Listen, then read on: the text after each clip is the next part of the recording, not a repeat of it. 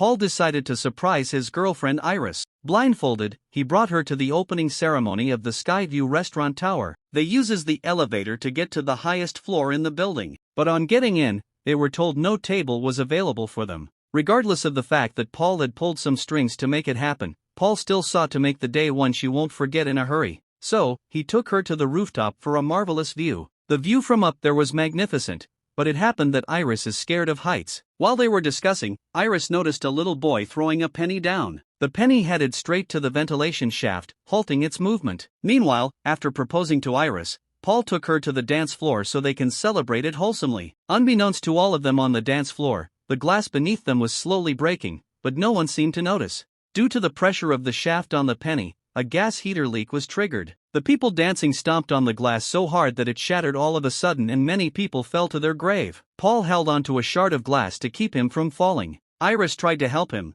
but death claimed his life in the most horrible way. Havoc wreaked inside the restaurant, which led to a massive fire outburst caused by the leaking gas. The fire was so much that countless people lost their life in the process. A waiter directed everyone to escape through the stairs, but while they were at it, that part of the building collapsed and killed everyone there. Only the little boy that threw the penny was fortunate to escape. Thinking fast, the waiter suggested they use the elevator inside. But as they all got in, the elevator fell apart also and killed everyone in it. The entire place was turned to a death zone. Death also claimed the life of the little boy who started this calamity. Suddenly, the half of the restaurant collapsed also, leaving Iris and a little black boy as the sole survivors. But their time also was cut short. Iris used her engagement ring to keep herself from falling, but it imminently peeled off her hand, sending her and the little boy to their deaths. Steph woke up from this nightmare screaming, wondering why she keeps seeing her grandmother dying in her dreams. Curious, she drove over to her grandmother's place, hoping the nightmares would stop if she hears from the horse's mouth. Steph was shook on getting in, wondering why the place is overly reinforced, as if Iris is preparing for war. She finally met with Iris, who was acting all weird and strange. Iris then confirmed to her that those nightmares she had were events that was supposed to occur. But she had a premonition beforehand which enabled her to stop everyone from dying that day and saved everyone's life. But here comes the twist. Due to the fact that those people didn't die as they were supposed to, death tracked all of them for years and finally eliminated all of them, including their offsprings, as they weren't supposed to be brought into the world in the first place. All these details rattled Steph so much that she opted to leave. Iris knew death would eventually come for her, so she gave her a book on everything she needs to know about death. Steph refused to collect the book, so Iris chased her outside to make sure she gets it. And it was at that moment she died in horrendous death right in front of Steph. At Iris' burial, Darlene, Steph's mother, showed up after abandoning her children for over 20 years. Iris' extended family threw a party after the burial while Steph, in bid to avoid her mom, stayed at home studying the book Iris lost her life to give to her. While reading the book, she figured they were in danger, so she left everything she was doing and rushed over there. To her surprise, everything was going rather smoothly over there. But then, Brandon sought to welcome her and stepped on a glass in the process, after which he fell down on a lawnmower, tore his face to pieces.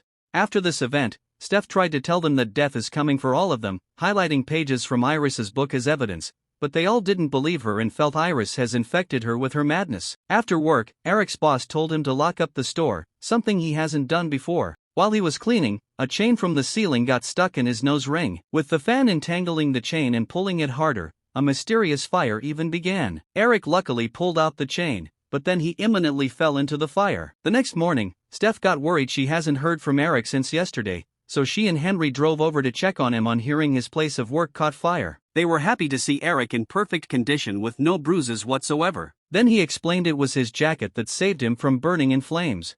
Julia, Eric's sister, went out for jogging, but a football hit her, making her fall into a garbage dump. A garbage truck immediately turned the dump at the back. Steph, Charlie, and Eric ran after the truck, trying to get it to stop. Steph was fortunate to climb on top of the truck, but as she tried rescuing Julia, Julia got completely crushed by the truck. After this incident, they finally believed all Steph was telling them earlier and also unearthed death as targeting Iris's bloodline in order of age. Knowing Bobby was the next person on the list to die, they all headed to the hospital to seek advice from the only man able to escape death, William Borth. As a child present at the tower, he cautions against disrupting death's design and outlines two methods to defeat death: by taking another life or by dying and being brought back to life. Eric offers Bobby a snack laced with nuts, hoping his allergic reaction will be fatal. He wheels in a chair, planning to rush Bobby to the hospital where doctors can revive him. However, the plan backfires when a faulty MRI machine activates, yanking Eric's piercings and crushing him. Immediately after, a vending machine coil shoots out and pierces Bobby's skull. Stefani, Charlie, and Darlene escape to Iris's cabin using Darlene's RV,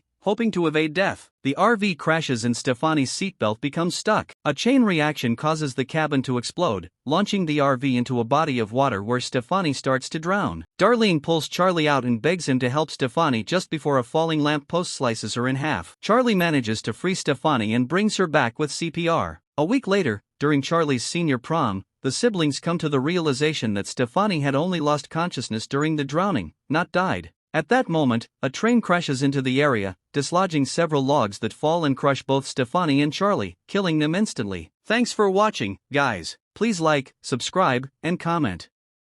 Goodbye.